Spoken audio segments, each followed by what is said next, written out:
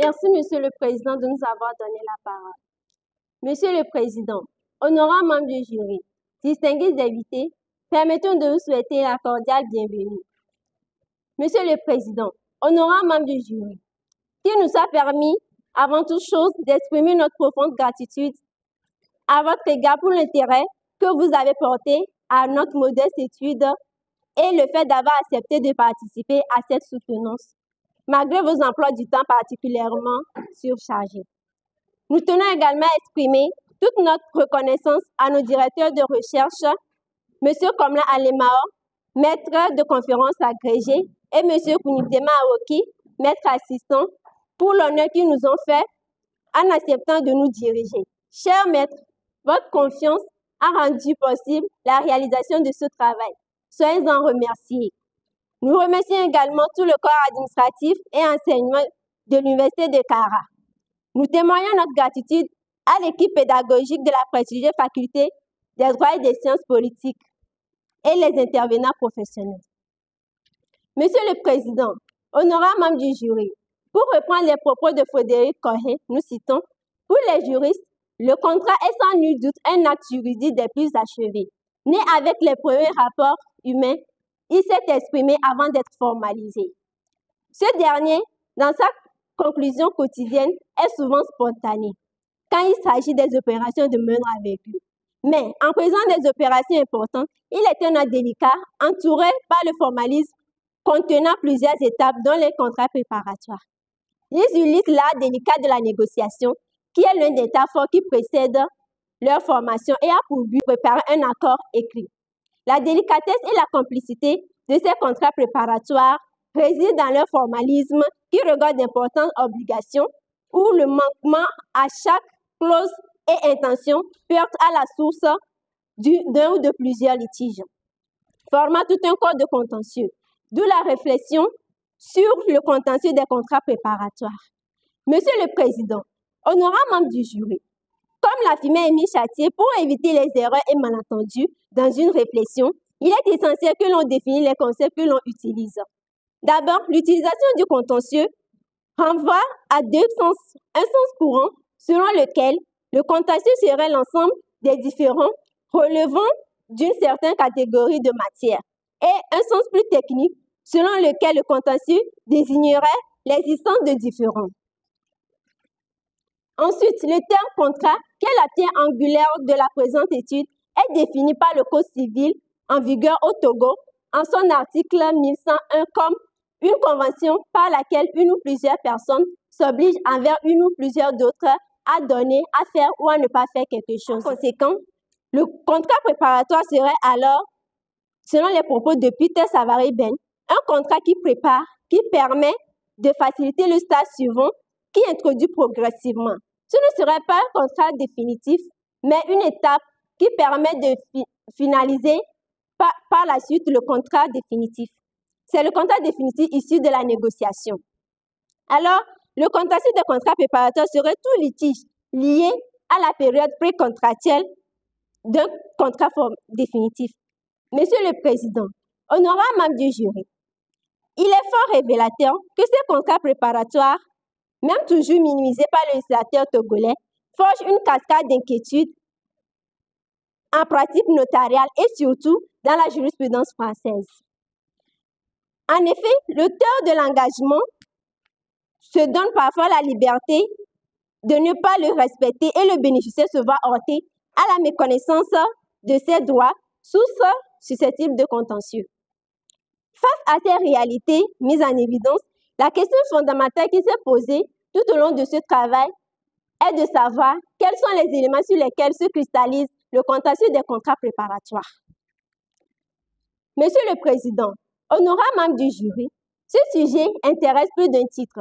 Ainsi, sur le plan théorique, il permet une compréhension du contexte du contentieux et aussi la mise en relief de l'opinion doctrinale. Il permet de retracer l'actualité jurisprudentielle en la matière. En pratique, il permet aux parties contractantes de connaître l'étendue de leur engagement l'une envers l'autre et de comprendre qu'elles doivent les respecter pour risque d'être poursuites judiciaires. Dès lors, Tout travail de recherche nécessite une méthodologie. La démarche adoptée dans le cadre de cette étude se fonde essentiellement sur la méthode dite documentaire. À travers une analyse de la doctrine, de la législation et de la jurisprudence afin de se forger une opinion. Monsieur le Président, honorables membres du jury, la méthodologie employée nous a permis de dégager deux grands axes de réflexion.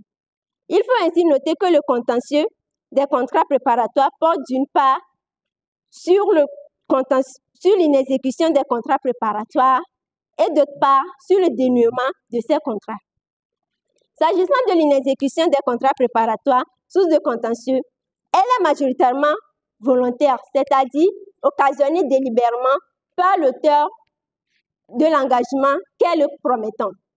Elle est également involontaire, c'est-à-dire non intentionnelle. Si un contrat est conclu, c'est pour être exécuté. C'est en cela même que réside le principe de la force obligatoire des contrats préparatoires. Mais, dans de nombreux cas, l'auteur initial de l'engagement contractuel refuse l'exécution du contrat que lui-même a promis en le rétractant délibérément. Cette rétractation se manifeste souvent par la conclusion avec une tierce personne, le contrat promis au bénéficiaire.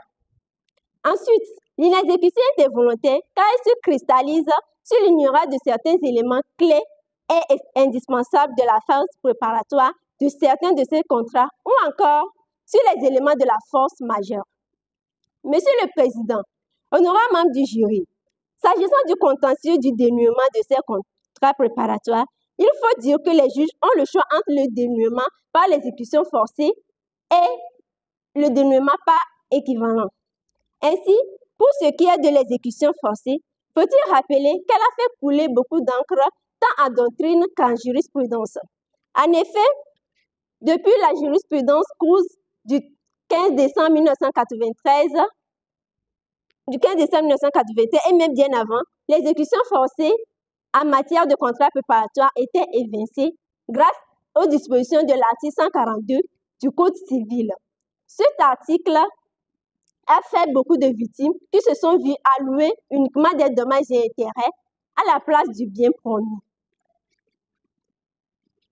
Cette jurisprudence a été constante jusqu'en 2021 où la Cour de cassation a opéré un revirement le 23 juin 2021 en promesse unilatérale de vente où l'exécution forcée a été finalement admise.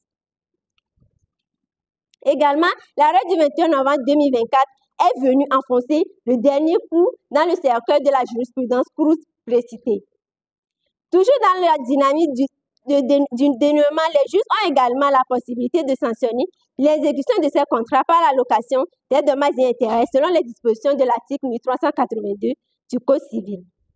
Monsieur le Président du jury, honorables membres du jury, pour pallier la survenance de ces contentieux, il a été proposé plusieurs solutions.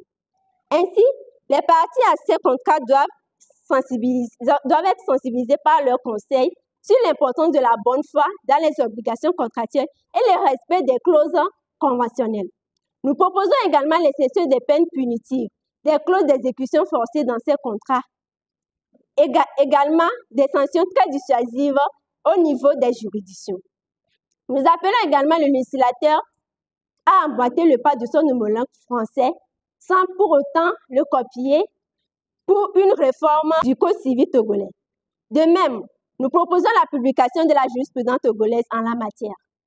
Monsieur le Président, honorables membres du jury, voici en synthèse les résultats de notre recherche auxquels nous sommes parvenus avec quelques difficultés d'accès à certains documents récents sur la question, surtout en droit togolais, et parfois l'indisponibilité des professionnels à nous recevoir et l'accès à certaines sources d'informations. Mais nos directeurs de mémoire nous ont fait montre d'un soutien conséquent pour nous permettre de mener à bien tant que mal ce vaste champ de réflexion. Monsieur le Président, honorable membre du jury, s'inscrivant dans la logique du philosophe Karl Popper qui affirmait qu'un travail n'est scientifique parce qu'il est parfait, mais parce qu'il reste à parfaire, nous ne doutons pas un seul instant que vos observations nous aideront à améliorer notre travail s'il venait à être accepté. Nous vous remercions de votre aimable attention.